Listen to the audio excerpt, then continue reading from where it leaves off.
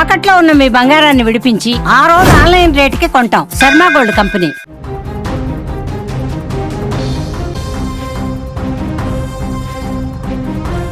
సొంత పార్టీ ఏర్పాటు దిశగా తెలంగాణ జాగృతి అధ్యక్షురాలు కవిత వేగంగా అడుగులు వేస్తున్నారు. తెలంగాణ జాగృతిని రాజకీయ పార్టీగా మార్చేందుకు కేంద్ర ఎన్నికల సంఘానికి ఇప్పటికే దరఖాస్తు చేసినట్లుగా తెలిసింది. జాగృతి ప్రతినిధులు ఢిల్లీకి వెళ్లి దరఖాస్తును సమర్పించినట్లుగా తెలిసింది. నిబంధనల ప్రకారం 3 నెలల్లో తెలంగాణ జాగృతికి రాజకీయ పార్టీగా గుర్తింపు దక్కే అవకాశం ఉందని జాగృతి శ్రేణులు అభిప్రాయపడుతున్నారు. అనుకున్నట్లుగా 3 నెలల్లో గుర్తింపు దక్కితే జిహెచ్ఎంసీ ఎన్నికల బరిలో జాగృతి కూడా నిలిచేటువంటి అవకాశం ఉంది. ఇందుకు అనుగుణంగా కవిత ప్రణాళికలు కూడా రూపొందిస్తున్నట్లుగా తెలిసింది. వచ్చే అసెంబ్లీ ఎన్నికల నాటికి తెలంగాణ జాగృతి రాజకీయ పార్టీగా ఎదుగుతుందని, ఉద్యమకారులు అమరవీరుల కుటుంబాల సభ్యులు జాగృతిలో చేరాలని కూడా కవిత ఇటీవల పిలుపునిచ్చారు.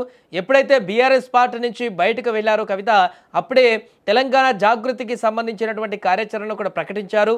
రాష్ట్ర వ్యాప్తంగా పర్యటనలు చేస్తూ తాను ఒక రాజకీయ ప్రత్యామ్నాయంగా మారుతానంటూ కూడా ప్రకటించారు. ఈ నేపథ్యంలోనే ఆ రాజకీయ వేదిక ఏది ఉండబోతుందనేటువంటి అంశానికి సంబంధించి మాత్రం అనేక రకాల ప్రశ్నలు ఉత్పన్నమయ్యాయి. అప్పటి నుంచి కూడా సొంత పార్టీ పెడతారా, లేకుంటే ఇతర పార్టీలోకి వెళ్తారా, లేకుంటే ఏ రకమైనటువంటి ప్లాట్ఫామ్తో రాజకీయాల్లో ఉంటారనేటువంటిది అందరికీ ఒక క్లారిటీ లేనటువంటి విషయంగా మారింది. కానీ గత కొన్ని రోజుల క్రితం సొంతంగా పార్టీ పెడతానంటూ ప్రకటించిన తర్వాత ఇప్పుడు ఆ పార్టీ పేరేంటి, పార్టీని ఎలా ముందుకు తీసుకువెళ్తారు, కార్యాచరణ ఏ రకంగా ఉండబోతుంది అనేటువంటి అంశం కూడా చర్చకు వచ్చింది.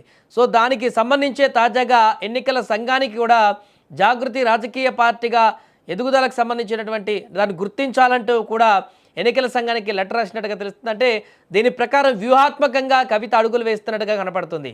వచ్చేటువంటి జిహెచ్ఎంసీ ఎన్నికల టార్గెట్గా చూస్తే ఇక్కడ కొంతమేరకు ఓట్లను రాబట్టుకోగలిగితే, హైదరాబాద్లో జాగృతికి కొంతమేర ఓట్లు రాబట్టుకోగలిగితే తన అస్తిత్వాన్ని కాపాడుకునేటువంటి విధంగా ఫోకస్ చేసేటువంటి అవకాశం ఉంటుంది. తద్వారా రాష్ట్ర వ్యాప్తంగా ఉన్నటువంటి మిగతా నియోజకవర్గాలకి వ్యాప్తం చేయడానికి, పార్టీని బలోపేతం చేసేందుకు ఒక క్రియాశీలకమైనటువంటి పాయింట్గా మారుతుంది జిహెచ్ఎంసీ. ఈ నేపథ్యంలోనే ఇక్కడ జిహెచ్ఎంసీలో నిలబడడానికంటే ముందే, ఆ ఎన్నికలు రావడానికంటే ముందే తెలంగాణ జాగృతిని పార్టీ సింబల్గా గుర్తులోకి తీసుకువచ్చి ఎన్నికల కమిషన్ గుర్తించి ఒక సింబల్ కనుక కేటాయించినట్లయితే పూర్తిగా ఇక్కడ నిలబడాలనుకునేటువంటి వారికి, లేకుంటే ఇతర పార్టీల్లో టికెట్లు దక్కనటువంటి వారికి, రెబల్లు ఉన్నటువంటి వారందరికీ కూడా జాగృతి ఒక ప్లాట్ఫామ్గా మారేటువంటి అవకాశం ఉంటుంది.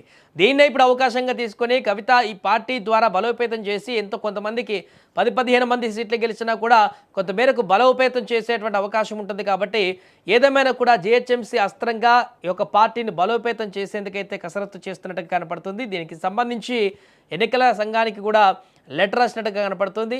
మరి ఎన్నికల సంఘం ఏ సమయానికి ఈ పార్టీని గుర్తిస్తుందా, లేదా ఎప్పటివరకు ఇది బయటకు వస్తుంది, జిహెచ్ఎంసీ ఎన్నికల్లో ఏ రకంగా కార్యాచరణ ఉండబోతుందనేది చూడాలి.